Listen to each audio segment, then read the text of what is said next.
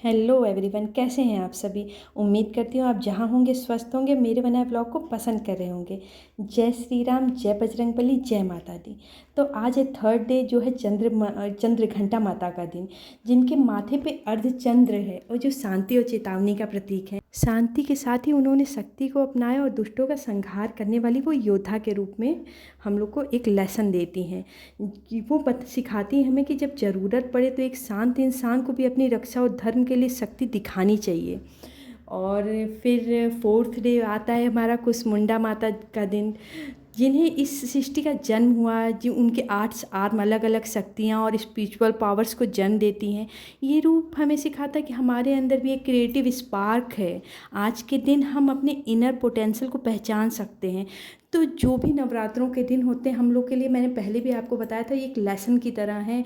हम लोग को हर एक शक्तियाँ जो अपने इनर में, जो हमारी शक्तियाँ हैं, जो पावर है, उसको हमें बताती हैं कि हमारे अंदर कितनी सारी पावर है, जिसको हम अभी पहचान भी नहीं पा रहे हैं कि क्या है पावर। उन पावर को नवरात्रों के 9 दिन माता ने हर एक रूप में बताया कि हमारे अंदर ये पावर है। और फिफ्थ डे होता है स्कंद माता का दिन। स्कंद वो हैं जिन्होंने देवताओं के सेनापति बनकर तारकासुर का, जैसे असुर का वध किया था। तो ये जो स्कंद माता है, she is the mother of the divine warrior. उन्होंने एक स्कंद जैसे योद्धा को जन्म दिया। और स्कंद माता हमें ये भी सिखाती है कि माँ बाप का काम सिर्फ बच्चों को पालना नहीं होता, उनको करेज करना, उनके इनर पोटेंशियल को निकालना, अच्छाइयों को जागृत करना, ये एक माँ बाप का वो होता है। तो ये हमें स्कंद माता है, हमें एक माँ के रूप में सिखाया कि बच्चियों को हमें अपने पालना पोसना कैसे चाहिए, अच्छाइयों को अंदर से जागृत कैसे करना चाहिए बच्चों के। तो हर एक माता ने अपने अलग अलग रूप रख के हम लोग को लाइफ के लेसन दिए और बताया कि हमें अपनी लाइफ में अप डाउन आए तो कैसे जीना चाहिए उसमें। और सिक्स डे जो होता है वो कात्यायनी माता का दिन होता है। तो कात्यायनी माता का दिन आपने सप्तशती में पढ़ा होगा कि जब महिषासुर के अत्याचार जब बहुत ज़्यादा बढ़ गया था, तब त्रिदेव ब्रह्म विष्णु और महेश के तेज से एक ऐसी महाशक्ति का जन्म हुआ था जिन्हें माँ कात्यायनी कहते हैं। इनका जन्म हुआ था धर्म की स्थापना के लिए, उनका रूप सही के लिए, अन्याय के लिए और कमजोर की रक्षा के लिए हुआ था। ये हमें ये सिखाती है कि शांत एक रहना एक गुण है, पर जब बात अन्याय अधर्म की हो तो उसके खिलाफ शक्ति के साथ खड़े रहना भी सबसे बड़ा धर्म होता है। तो हमें अन्याय सहना नहीं चाहिए। ब्रह्मचारिणी हैं तो हाँ, हमें सिखाती हैं कि हमें शांति के साथ रहना चाहिए। बट जब अन्याय बहुत ज़्यादा बढ़ जाए, असुरों का जिस तरह असुरों ने आतंक मचा दिया था, देवताओं से उनके सारे राज्य छीन लिए थे, तब इन माता का जन्म हुआ था। तो आज के दिन हमें अपनी वीकनेस को अपनी स्ट्रेंथ में बदलना चाहिए। तो माता, जो कात्यायनी माता है, वो हमें सिखाती है कि हमारे अंदर जो भी वीकनेस है उसको हम अपनी स्ट्रेंथ बना के और अधर्म के खिलाफ, अन्याय के खिलाफ लड़ सकते हैं। कहते हैं कि अन्याय करने वाले से ज़्यादा पापी अन्याय सहने वाला होता है। क्यों? क्योंकि वो अन्याय सहेगा तो अन्याय करने वाला तो अन्याय करेगा ही। तो हम जब भी अन्याय को रोक सकते हैं, या खुद के ऊपर नहीं, हम कहीं भी किसी भी इंसान में अन्याय होते हुए देख रहे हैं तो हमें उसके खिलाफ आवाज़ उठानी चाहिए और दूसरों को भी बताना चाहिए कि आपके साथ अगर कुछ गलत हो रहा है तो आप उसके खिलाफ आवाज़ उठाइए, अपनी वीकनेस को अपनी स्ट्रेंथ बनाइए। ये हमें माता रानी के सब रूपों से, हर एक रूप से अलग अलग तरह की चीज़ें सीखने को मिलती हैं।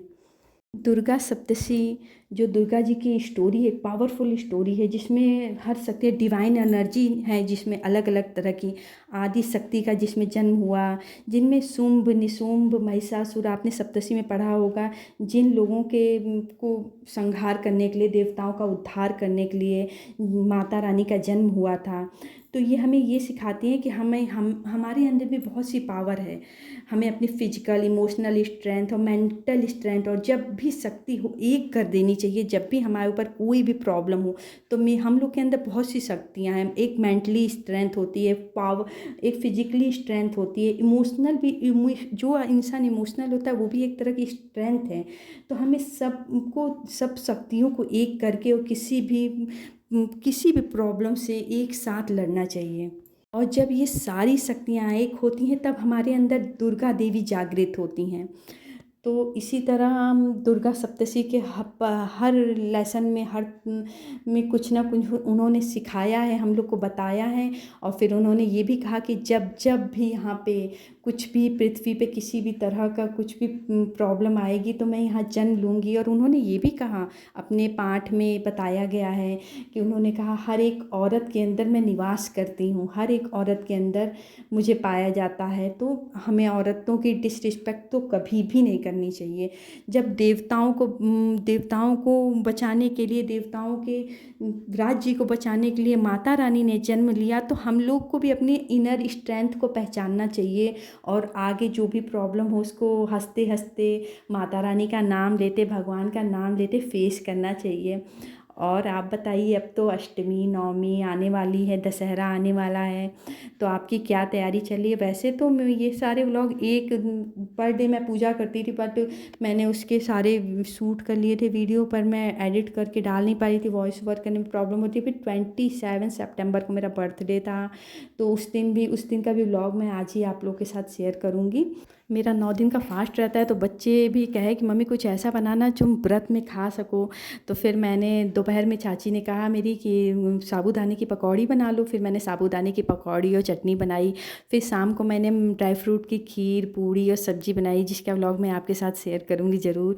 और आप बताइए आपको मेरे व्लॉग कैसे लगते हैं? अगर आपको अच्छे लगते हैं तो प्लीज़ प्लीज़ प्लीज़ सपोर्ट करिएगा मुझे, और मुझे और भी आइडियाज़ दीजिएगा कि मुझे और क्या नया करना चाहिए। आपके कमेंट का, आपके सजेशन का मुझे हमेशा वेट रहता है और हमेशा इंतज़ार रहेगा।